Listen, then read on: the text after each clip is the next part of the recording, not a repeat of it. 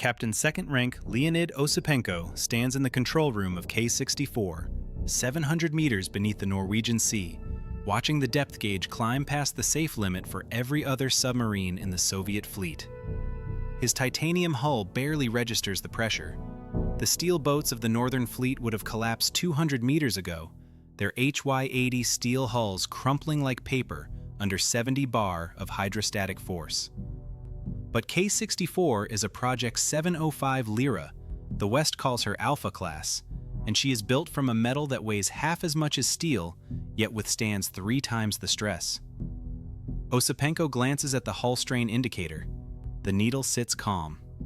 Outside, the ocean is crushing inward with the weight of a 60-story building. Inside, the air is cool and dry. No other submarine in the world can go this deep and return. K-64 is no ordinary submarine. She is the fastest operational attack boat ever built, capable of 41 knots submerged, faster than any torpedo NATO can fire. Her power comes from a BM-40A reactor, a compact lead-bismuth liquid metal plant that generates 40,000 shaft horsepower from a core smaller than a diesel engine. The reactor runs hot, and the coolant flows fast, driving a single propeller that churns the Norwegian Sea into a white wake even at depth. Speed is survival. Speed closes the range to NATO carrier groups before they can react. Speed opens the distance from enemy torpedoes before they can arm. Osipenko has drilled his crew on sprint and drift tactics, pushing the boat to maximum revolutions, then cutting power to vanish into the acoustic clutter. The titanium hull offers one more advantage that no amount of speed can buy. Titanium is non-magnetic. NATO P-3 Orion patrol aircraft sweep the North Atlantic with MAD gear, magnetic anomaly detectors that sense the steel mass of a submerged submarine distorting the Earth's magnetic field. Every Soviet steel boat, every American Los Angeles class, every British Trafalgar leaves a magnetic shadow as it moves through the water. K-64 does not. Osipenko has watched P-3s fly directly overhead, their MAD booms trailing behind the wings, and the aircraft turned away without a flicker of contact. To magnetic detection, the Alpha is a ghost. To sonar, however, she is anything but silent. The reactor compartment is loud. The lead-bismuth coolant circulates through electromagnetic pumps, devices with no moving parts, but which generate turbulence that cavitates the liquid metal into thousands of collapsing bubbles. Each bubble collapse is a pressure wave, a sharp pop that radiates through the hull into the surrounding seawater. The sound is broadband, covering frequencies from 1 to 10 kilohertz, and it carries. U.S. SOSUS hydrophone arrays, cables stretched across the seabed from Greenland to Iceland to Scotland, listen for exactly this signature. Osipenko knows that every time he runs the reactor at full power, a technician in a basement in Virginia is watching his track scroll across a screen. The Alpha can dive deeper and run faster than any NATO boat, but she cannot hide. Osipenko orders the boat to level off at 600 meters and reduce speed to 10 knots.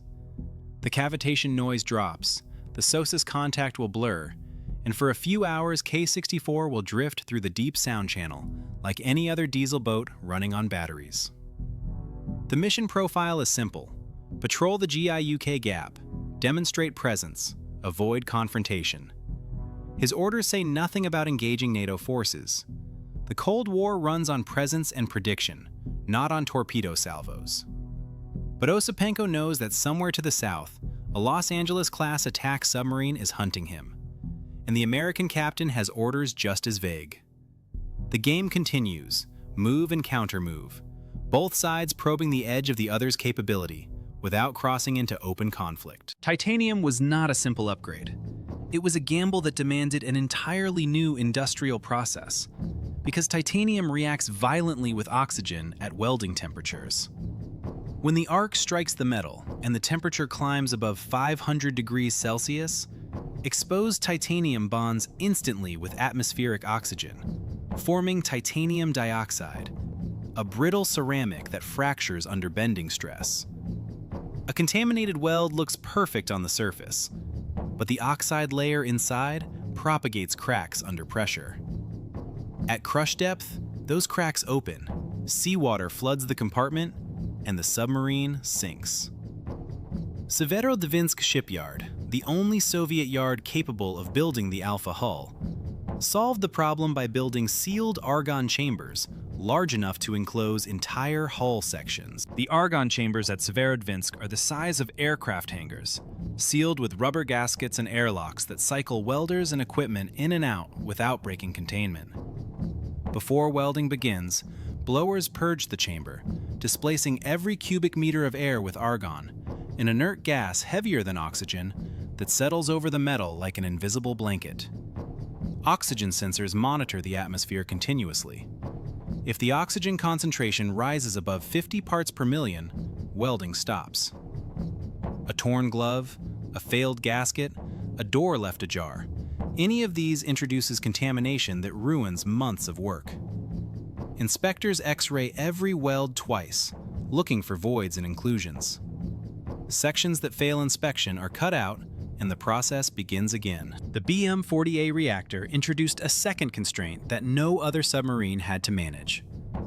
Lead bismuth eutectic, the coolant that flows through the core, is a liquid metal alloy of 44.5% lead and 55.5% bismuth. It transfers heat 50 times faster than pressurized water, allowing the reactor to be compact enough to fit the Alpha's narrow hull. But lead bismuth solidifies at 123.5 degrees Celsius. If the reactor temperature drops below that threshold, the coolant freezes. The liquid metal expands as it solidifies, cracking coolant pipes and jamming pumps. Restarting requires cutting open the reactor compartment and melting the blockage with external heaters, a 6-month shipyard job. The reactor must stay hot, even in port. The electromagnetic pumps that circulate the lead bismuth coolant have no moving parts, no impellers or bearings to wear out. They use magnetic fields to push the liquid metal through the reactor core. But the pumps induce turbulence, and turbulence creates cavitation, tiny voids in the liquid that collapse with sharp acoustic pops. Those pops radiate through the hull as broadband noise, covering frequencies that passive sonar is optimized to detect. Soviet engineers tried baffles, tried pump shrouds, tried slower flow rates. Every solution reduced cooling efficiency or required a larger reactor that would not fit the hull. The noise was the price of the compact liquid metal design. There was no way to make the Alpha quiet without abandoning the reactor that made her fast. Each Alpha hull costs 4 times more than a steel Victor III class submarine. Only 3 Soviet shipyards had the argon welding facilities, and each facility could handle 1 hull at a time. Fabrication took 2 years per boat, compared to 14 months for a steel hull. Titanium ingots had to be imported from Ukrainian smelters, then machined into curved plates that matched the hull contour within millimeters. Every step was slower, more expensive, and more fragile than steel construction. The Soviet Navy had planned for 20 Alpha-class boats. By 1981, they had commissioned 7. Production stopped. The shipyards returned to building steel submarines, boats that cost less, launched faster, and could be maintained by any naval yard in the fleet. In March of 1979, SOSUS hydrophones detect K-64 transiting the GI-UK gap southbound at 15 knots. The acoustic signature is unmistakable. Broadband cavitation noise in the 1 to 10 kHz range, the fingerprint of a liquid metal reactor. NATO scrambles a Los Angeles-class attack submarine, USS Dallas, from her patrol station east of Iceland. 2 P-3 Orion patrol aircraft lift off from Keflavik and lay a sonobuoy pattern along K-64's predicted track. The exercise is routine, a Cold War game played dozens of times each year, but this time the stakes climb. A U.S. carrier strike group is conducting air operations 200 kilometers south, and Northern Fleet Command orders Osipenko to close to torpedo range without being localized. Osipenko receives the encrypted message in the radio room and returns to the control room with the decision already forming. His mission is to demonstrate that the Alpha can reach firing position faster than NATO can respond, a proof of concept that justifies the titanium investment. He orders the boat to dive to 400 meters and increase speed to 30 knots. The deck tilts down, the depth gauge needle swings, and the hull begins to sing, a low hum that rises in pitch as the reactor pumps work harder. The sonar operator reports multiple passive contacts astern, but the Los Angeles class is still at least 20 kilometers behind and losing ground. Osipenko allows himself a brief moment of satisfaction. No steel boat can keep pace. At 500 meters, K-64 passes through the thermocline, the boundary layer where cold deep water meets warmer surface water. Sound waves bend at the thermocline, refracting upward and away from shallow targets, creating an acoustic shadow that hides submarines from surface sonar. But Osipenko is not stopping at 500 meters. He orders the dive to continue, down to 600, then 700 meters, depths where the thermal layer is overhead and sound propagates in straight lines in all directions. The gamble is deliberate. The depth protects him from NATO torpedoes, which are rated to detonate no deeper than 600 meters. But it exposes him to every sonar array above. He is trading acoustic cover for physical safety, betting that speed will matter more than stealth. Osipenko orders flank speed. The reactor ramps to full power, the turbine screams, and K-64 accelerates to 40 knots. The hull shudders, the deck plates vibrate, and the sonar operator yanks his headphones off, grimacing as the pump noise overloads his passive array. The boat is deaf and loud, a sprinting predator that cannot hear its surroundings and does not care. The distance to the carrier group closes at a kilometer every 90 seconds. Osipenko calculates the intercept in his head. 18 minutes to firing range, 30 minutes before Dallas can reposition, 40 minutes before the P-3s can localize him with active sonobuoys. The math favors the Alpha. For 18 minutes, nothing in the North Atlantic can stop him. The carrier's helicopter squadron does not wait for Dallas to close the gap. 6 SH-3 Sea King helicopters lift off the flight deck and fly a search pattern along K-64's projected track, each aircraft dropping a line of passive sonobuoys every 5 kilometers. The sonobuoys sink to 200 meters, listen for 30 seconds, then transmit their recordings to the helicopters via VHF radio. Within 10 minutes, the Sea Kings have triangulated K-64's position to within 500 meters. The carrier group turns into the wind, launching alert fighters and repositioning escorts. Osipenko does not know this yet. He is still sprinting, still deaf, still assuming that speed alone will carry him through. 22 minutes after beginning the sprint, K-64 reaches 30 kilometers from the carrier group. Osipenko orders the boat to slow to 15 knots and come to periscope depth. The sonar operator reports active sonar pings from surface escorts, but the range is still too great for a firing solution on K-64. Osipenko raises the periscope and sweeps the horizon. He sees the carrier, a gray silhouette against the afternoon sky, surrounded by a ring of destroyers. He has achieved what no steel submarine could, a firing position reached faster than NATO could reposition its defenses. If this were war, he could launch torpedoes now and be gone before the counterstrike arrived. But it is not war. It is a demonstration. And the demonstration has been heard by every sonar array in the Norwegian Sea. Titanium alloy PT3V, the material of the Alpha hull, contains 5% aluminum and 2.5% tin, alloying elements that increase tensile strength to 900 megapascals. HY80 steel, the standard NATO submarine hull material, manages 550 megapascals. The higher strength allows the Alpha hull to be thinner and lighter while withstanding 70 bar of pressure at 700 meters depth. A steel hull of equivalent strength would weigh twice as much and displace more water, reducing speed and increasing reactor power demand.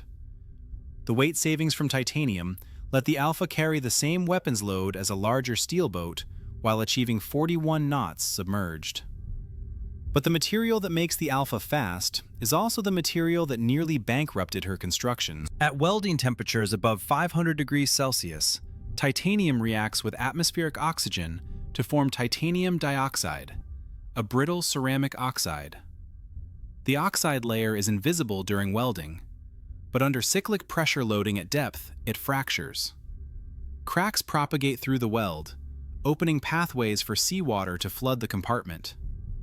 A single breath of air during the welding process, a leak in the argon chamber, a contaminated electrode. Any of these creates oxide inclusions that fail under pressure. Severodvinsk shipyard developed protocols to prevent contamination. Argon chambers purged to less than 50 parts per million oxygen. Continuous atmospheric monitoring. Double X-ray inspection of every weld seam. The protocols worked, but they slowed production and multiplied costs. Each Alpha hull required 2 years to fabricate, compared to 14 months for a steel Victor III. Lead bismuth eutectic is a liquid metal alloy with a melting point of 123.5 degrees Celsius. Above that temperature, it flows like water and transfers heat 50 times faster than pressurized water, allowing the BM-40A reactor to generate 40,000 shaft horsepower from a core volume 1/3 the size of a pressurized water reactor. Below that temperature, the coolant solidifies into a dense metallic mass. As it freezes, it expands, cracking coolant pipes and jamming electromagnetic pumps. The reactor cannot be restarted without cutting open the compartment and applying external heat to melt the blockage, a process that takes 6 months in a shipyard dry dock. To prevent freezing, the reactor must remain above the solidification point at all times, even when the submarine is in port with no operational need for power. Electric heaters keep the coolant liquid, consuming electricity and requiring continuous monitoring. Electromagnetic pumps circulate the lead bismuth coolant using magnetic fields to push the liquid metal through the reactor core. They have no impellers, no rotating shafts, no mechanical seals to fail. But the magnetic field induces turbulence in the liquid metal, creating zones of low pressure where cavitation bubbles form. When the bubbles collapse, they radiate pressure waves at frequencies between 1 and 10 kHz, exactly the range that passive sonar systems are optimized to detect.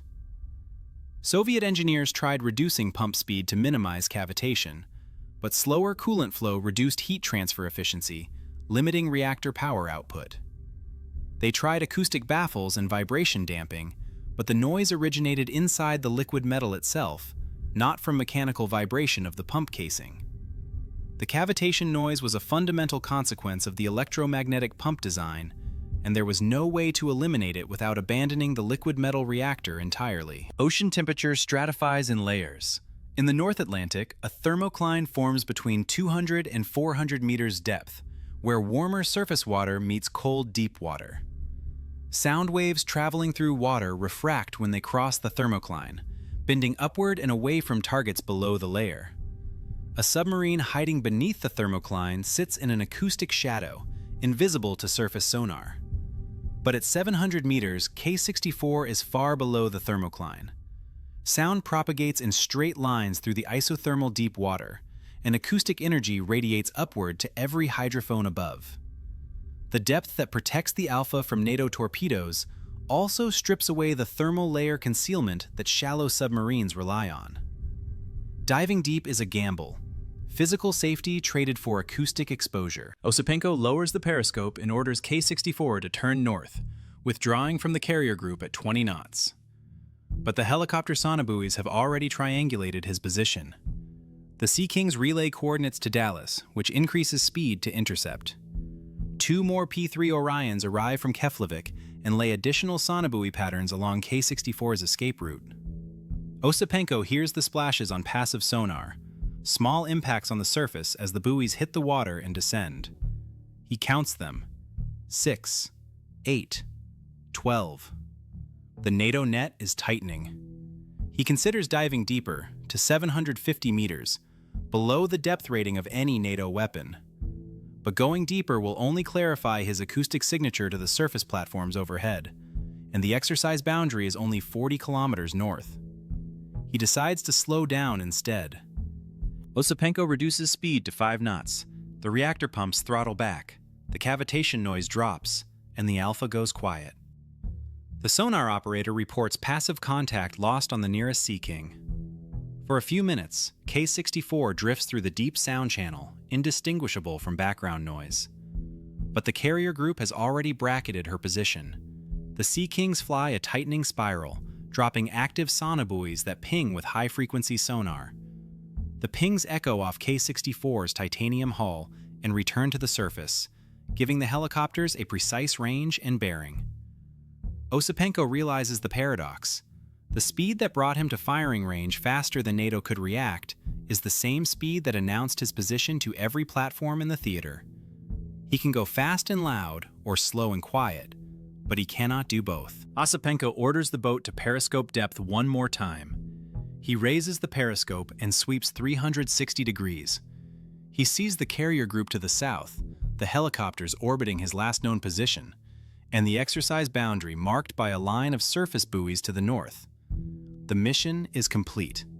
He reached firing range in 22 minutes, faster than any steel submarine could manage. He demonstrated the Alpha's tactical advantage, but he also demonstrated its tactical cost. NATO tracked him continuously from departure to withdrawal, and every platform in the exercise knows exactly where he was at every moment. He lowers the periscope and orders the boat to transit north at 10 knots, staying below the thermocline until clear of the exercise area. The Cold War game continues, neither side crossing into open conflict, both sides learning the limits of the other's capability. 3 days later, NATO analysts gather in Norfolk, Virginia to review the exercise data. The SOSUS tapes show continuous tracking of K-64 from initial detection to withdrawal, with no loss of contact lasting more than 4 minutes. The Alpha reached firing position faster than any defensive maneuver could respond, but the acoustic signature allowed every NATO platform to maintain situational awareness throughout the engagement. The analysts conclude that speed and depth are tactical advantages, but they do not confer strategic surprise. A submarine that can be tracked continuously is a submarine that can be targeted, and targeting does not require matching the target's speed or depth. The report recommends continued investment in passive sonar arrays and helicopter-deployed active sonobuoys, not in titanium hull construction. The U.S. Navy conducts its own feasibility study on titanium hull construction. Building a titanium Los Angeles-class submarine would require constructing sealed argon chambers at Newport News Shipbuilding and Electric Boat, retraining welders in inert atmosphere fabrication, and importing titanium ingots from limited suppliers. The cost estimate comes back at 5 times the price of a steel hull, with production time extended from 3 years to 5. The performance gain, 41 knots submerged and 700-meter depth capability, is offset by the acoustic signature of any reactor compact enough to fit the smaller hull. The Navy concludes that the tactical advantage does not justify the industrial investment. Steel hulls, quieter reactors, and improved sonar remain the path forward. No U.S. titanium submarine is ever built. Between 1971 and 1981, the Soviet Navy commissioned 7 Alpha-class submarines. By 1985, 2 have suffered coolant freezing incidents in port, requiring reactor refits that take more than a year each. Lead bismuth coolant corrodes steel piping at high temperatures, and pipes must be replaced every 15,000 operating hours. The electromagnetic pumps, while mechanically reliable, generate so much acoustic noise that the boats are restricted to sprint and drift tactics that limit their patrol endurance. Severodvinsk shipyard calculates that each Alpha requires 3 times the maintenance man-hours of a steel Victor III class submarine. The operational availability rate drops below 50%. By 1990, all 7 Alphas are in reserve or decommissioned. The Soviet Navy returns to steel hulls for the Akula-class program. In 1984, the Soviet Navy begins construction of the Project 971 Shikuka B, known to NATO as the Akula class. The hull is HY-80 steel, The Reactor is a pressurized water design, and the acoustic signature is 20 decibels quieter than the Alfa. The Akula sacrifices speed, maxing out at 35 knots, and depth, rated to 480 meters, but it costs 1/4 the price of an Alfa and requires no exotic fabrication infrastructure. Production ramps quickly. 15 Akula-class submarines are commissioned between 1984 and 2001. The Soviet Navy shifts doctrine from speed-based interception to silent trailing and ambush, tactics that steel submarines can execute sustainably.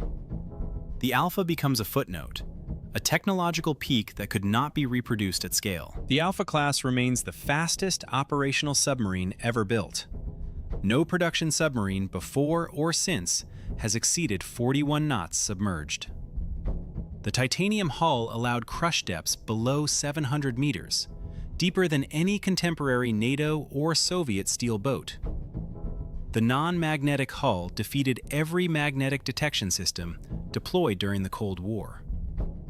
These are engineering achievements that required pushing material science and reactor design to their absolute limits. But the achievements came at a cost that no Navy could sustain. The argon chambers, the liquid metal reactors, the maintenance burden. All of these made the Alfa a platform that could be built, but not reproduced. Operated, but not sustained. The Alfa proved that tactical performance alone does not guarantee operational success. The Alfa class taught both superpowers a lesson that transcends submarine design. Advanced materials and exotic engineering can deliver tactical advantages that conventional platforms cannot match. But those advantages must be weighed against industrial capacity, maintenance burden, and economic sustainability. The Soviet Union built 7 Alfas in 10 years. In the same period, it commissioned 43 steel submarines. The US Navy built 0 titanium submarines and 62 steel attack boats. The Cold War was not won by the fastest or deepest boat. It was won by the Navy that could build, maintain, and operate the most capable platforms at scale. Titanium offered a glimpse of what was possible, but steel defined what was practical. K-64, the submarine that sprinted through the Norwegian Sea in 1979, was decommissioned in 1990 and scrapped in 1996. Her titanium hull was cut into sections and sold for scrap metal, the alloy recycled into aerospace components and medical implants. The BM-40A reactor was defueled, the lead bismuth coolant drained and stored as radioactive waste. The electromagnetic pumps, the argon-welded pressure hull, the non-magnetic keel, all of it reduced to raw material and historical footnote. One Alfa hull remains intact, preserved as a museum ship in St. Petersburg. Visitors walk through the control room where Osipenko once stood, read the plaques describing the titanium construction and liquid metal reactor, and marvel at the engineering ambition. The plaques do not mention the cost, the maintenance failures, or the decision to abandon the program. They call the Alfa a triumph of Soviet engineering. And in a sense, it was. Just not a sustainable one. Today, navies still face the same trade-off. Advanced materials, exotic propulsion, and cutting-edge sensors offer tactical advantages, but only if the industrial base can support them and the budget can sustain them. China builds conventional diesel-electric submarines at a rate of 4 per year. The United States builds 2 Virginia-class nuclear attack boats per year, each one costing $3 billion and requiring a decade from contract to commissioning. Speed and depth still matter, but so do cost, maintenance, and numbers. The Alfa class demonstrated that a submarine could dive deeper and run faster than anything else in the ocean. It also demonstrated that those capabilities are meaningless if the fleet cannot afford to operate them.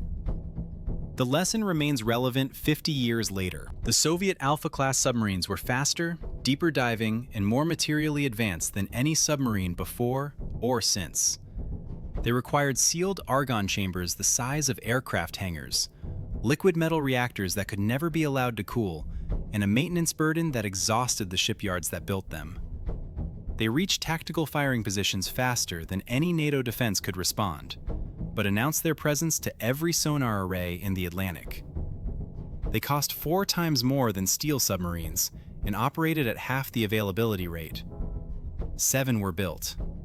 7 were decommissioned within 20 years. The Alpha was proof that engineering brilliance is not enough. To matter operationally, a platform must be sustainable industrially and affordable economically. Titanium offered the Soviet Navy a glimpse of the future. Steel kept it afloat.